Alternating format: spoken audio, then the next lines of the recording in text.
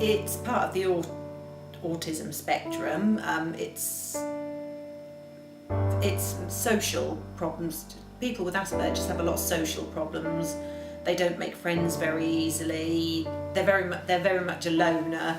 They like to spend time on their own. Very often when there are children with Asperger's syndrome, parents have been through a very difficult time. There may have been lots of difficulties, wondering actually what's wrong, what's going wrong. It's very challenging, it's very hard. You're always aware that they could flip out at any time, their mood change. They may have had lots of problems at school, perhaps with a child's behaviour within school, and also problems with other parents. And they've also experienced their own child having problems with other children. They've usually been through a very, very painful, difficult time.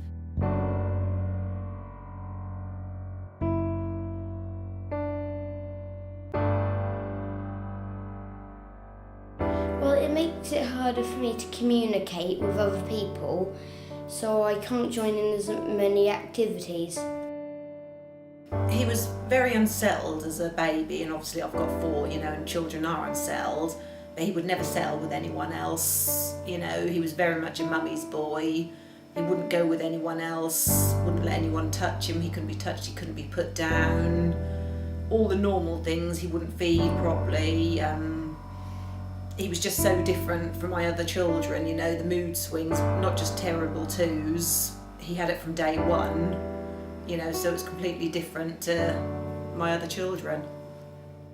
I see lots and lots of families, and actually you scratch the surface of anybody's life, and there are very few normal people around. And within every family, or virtually every family, I would say that there is someone who struggles in one form or another. And perhaps if it's not in childhood, it may be further on. Sometimes it makes me a bit confused. I can't do things that other people can do.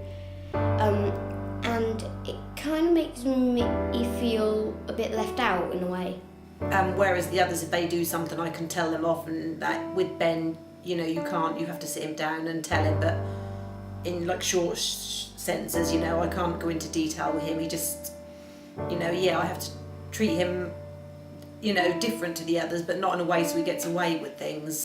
I guess from that philosophy and from that idea, I would argue that with support, it's quite possible for someone who experiences Asperger's syndrome to live a good quality of